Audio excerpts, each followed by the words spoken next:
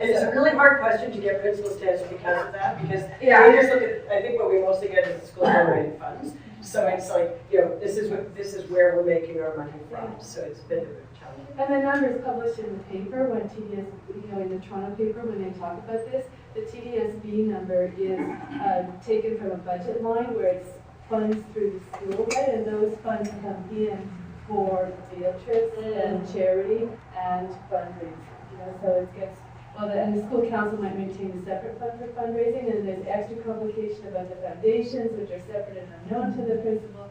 So it's not at all an easy question to get answers at, and especially when you start to try to compare, are you really getting the true sense of how much difference there is in funding, raising for the learning experience of the students, which from an equity point of view, I think is the thing that concerns us the most, right? And splintering that off in an accurate, reportable kind of way is extremely hard, but is the essence of what you want, right? Yeah. So everything, so especially gaps like this, where the question was interpreted in various ways, right? And potentially interpreted one way, and maybe not always directed at the learning experience, you should have some tepid feelings about that, right? etc. I don't have tepid feelings about fundraising, but I'm a data person, and so I think about what exactly it is, and I think we always need to think that, right? And it's not an easy thing to go,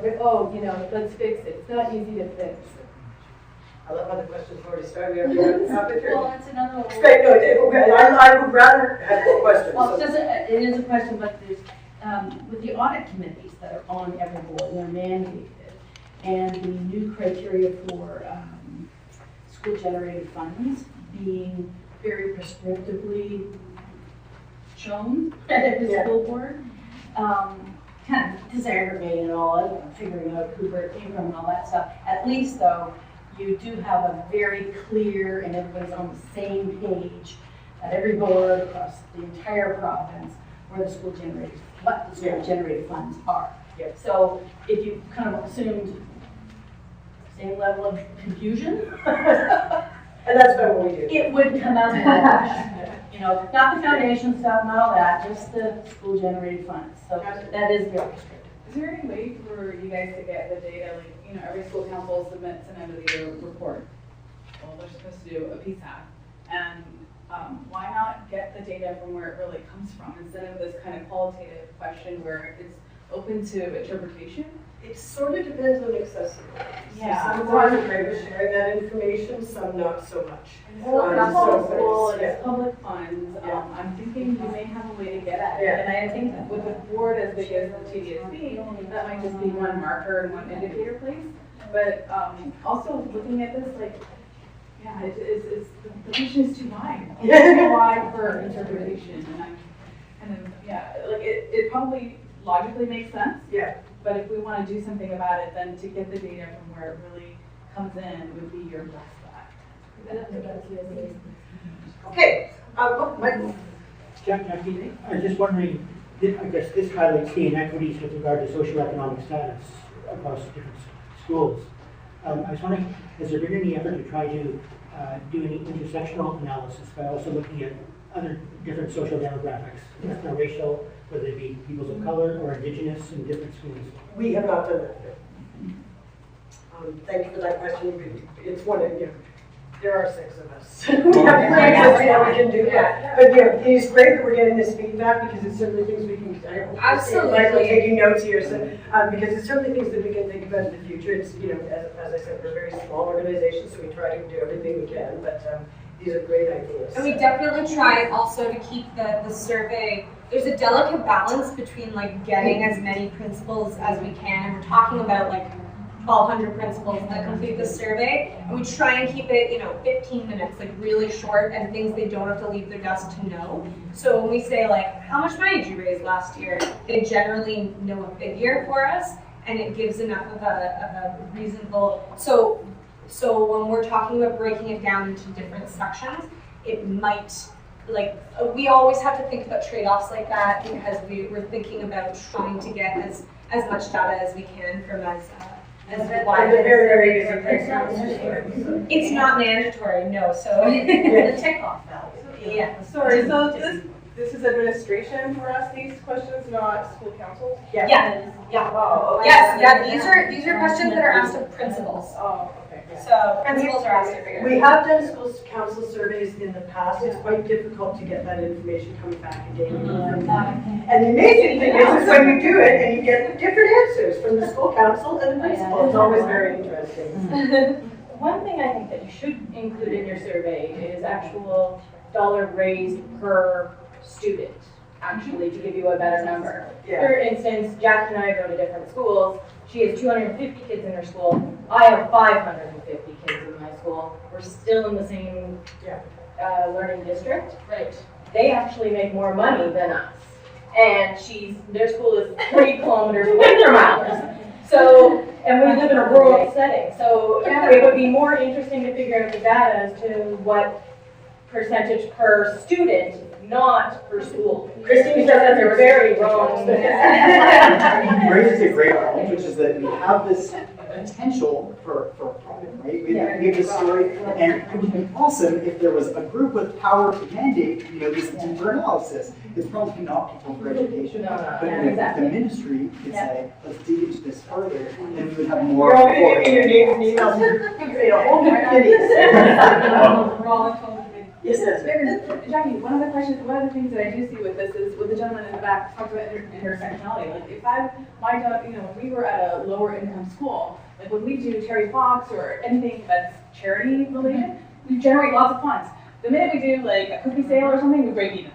Yeah. Like literally, like I mean, and communities like that, it's like you want to give without getting anything back. But the minute you have to give to get like, a smart board or 10 Chromebooks or something like that, then they're like, what? Shouldn't the government be giving us this? Or some, I don't know, things like that kind of come up, or people don't understand what that fundraising is for. Yeah. But when it's for a cause that's charity cause, it's usually like really well received. Yeah, I just had a comment because I've looked I asked the TDSB if they could give me a breakdown, like school generated funds and separated like by school, like this is what the school brought in and went into the school's account, and this is what the school council brought in and went to the school council account, and then could get like a total.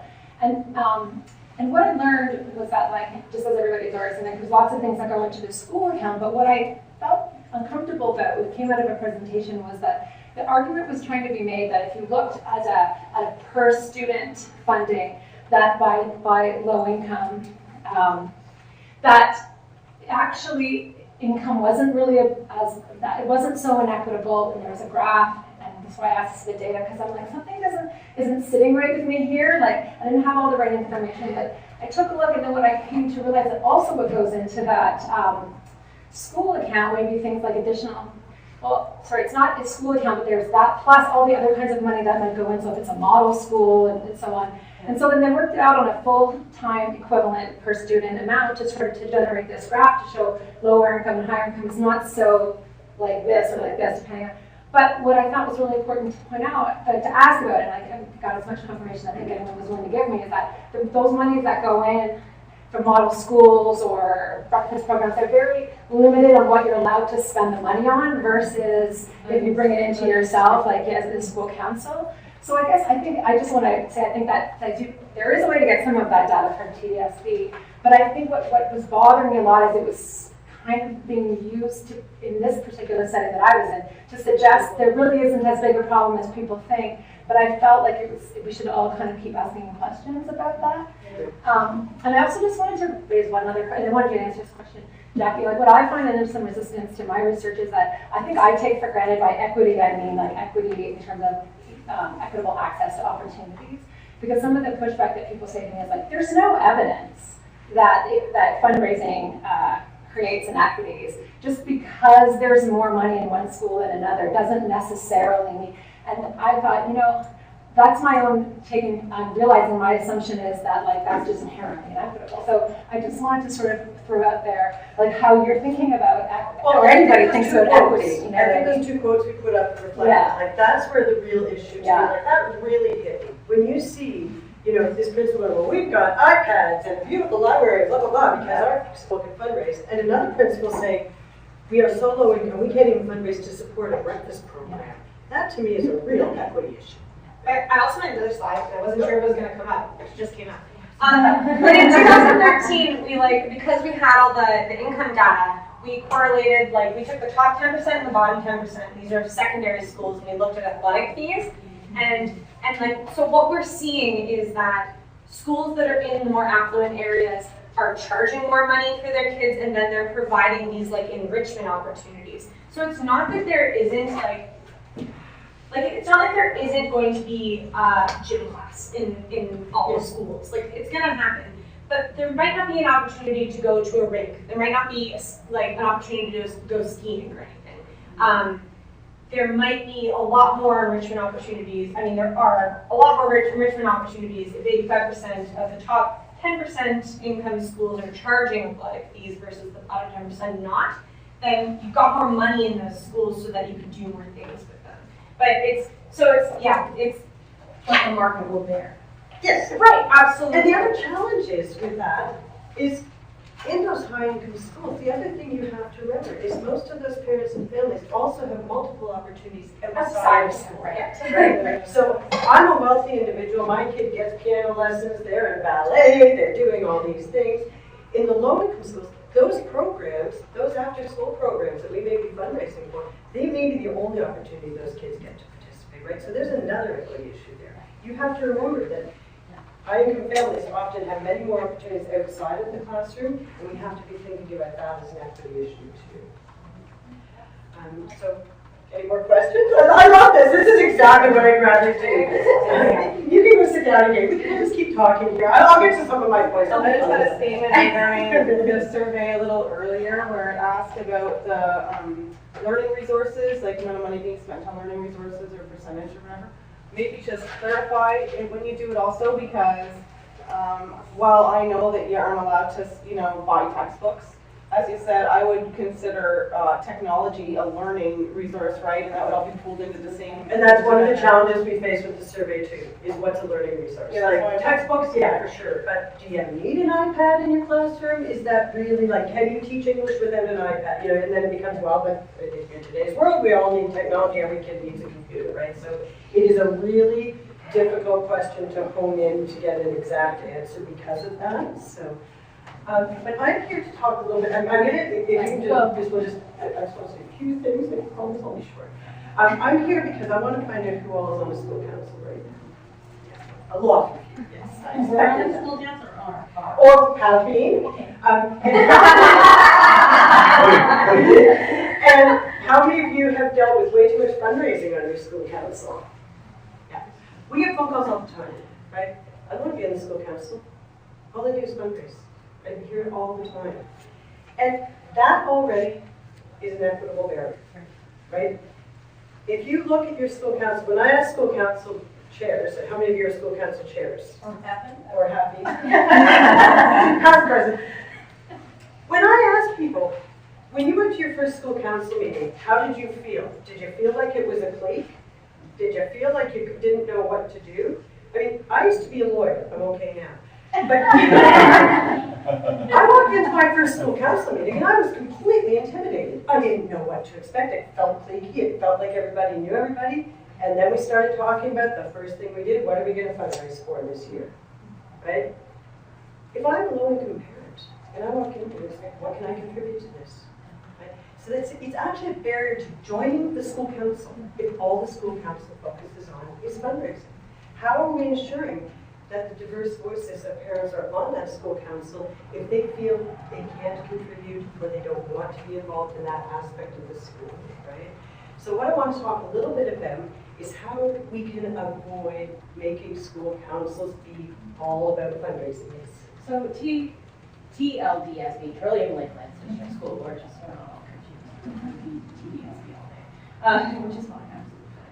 They do a parent engagement grant that schools can apply for, and I don't know if we do that. And we didn't know about it. Well, we were very naive, and we're one of the biggest schools in our area, and we never applied for it. And it's just from talking with people like my sister, who's on a separate school board, and friends of ours, because we're a segregated French immersion program, so we have grades junior kindergarten to 3 in one school and 4 to 8 in another, and they just recently did this in the last 7 years, not rooted out in school. So it's been a nightmare. But we're all figuring it out, and it's going all right, and we're people from all, some people make like $20,000 a year, some people make, we have doctors and lawyers whose kids are at our school. So it's a very segregated, very diverse. And finally now we're doing 50% fundraising, 50% parent engagement. So for every fundraiser we plan, we also plan a parent engagement type activity.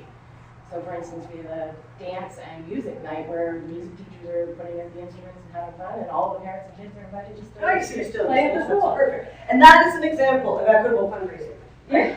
And I'm going to talk more about some examples like that, but that's a really important point, right? It's like, what are you doing? First of all, here's the best kept secret in the world. Every school in the province has $500 of parent engagement money. It is part of your school's budget. You are entitled to it as a school council, and it is supposed to be used for parent engagement. It is not to be used for students or for supporting students. It is there to reach out to parents. Please access it in music, because otherwise, I hope no principals are taking offense to this, but principals who are desperate for money will take that money and use it elsewhere, right? So ask your principal about it. If you're not getting it, ask your principal. You do have, as a school council, $500, and it can be used for things like babysitting or translating messages or anything, all sorts of things, as long as it's related to parent engagement. Does it require parent involvement in order to spend it, or can a principal unilaterally? If the principal has control of the school budget, so Right, technically, but not over that parent engagement line. I So think that- there is consultation There, required. it must be decision between two parties, the Right. principal and and the school council. And then there's another one that TDSB gives in January that is solely at the discretion of the school council Yeah. and is based on the number of kids, right? So you So I'm just actually. going to stop because that's not universal, that's just That's TDSB. And I know we talk a lot Lot of about time. TDSB, but yes, there are other grants out there in some cases. So I just want to read to you, just to remind you what it says under Regulation 612 about school councils. No plan. The purpose of the school council is, through the active participation of parents, to improve student achievement and to enhance the accountability of the system to parents. You will notice I did not say the role of the school council is to fundraise, okay? It is not illegal to fundraise. It is absolutely fine to fundraise, but it's not actually defined in the regulation that governs school councils as a part of it. Almost every school council, I wanted to bet, fundraises a little bit, right? And again, we are not anti-fundraising. For some people, fundraising is a great way to get involved.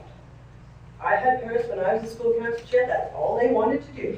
I want to run the pizza lunch. That's my favorite thing in life. I want to organize the chocolate bars that I love to do. And then I have others who go, and that's my answer to them, right? Because what you don't need to be doing at your school council meeting is, well, how much are we going to charge for the hot dogs at the fun fair, right? Like, if you're taking your time talking about the price of hot dogs at the fun fair, you're not talking about the things that the school council should be talking about. Like the school improvement plan, like those EQAO results. If the principal's seeking advice on programs, right? So if you're talking about fundraising all the time, those are all the things that get set aside, right? And all we focus on, and then you're, again, creating a barrier for parents, whether they be wealthy or not, don't want to fundraise.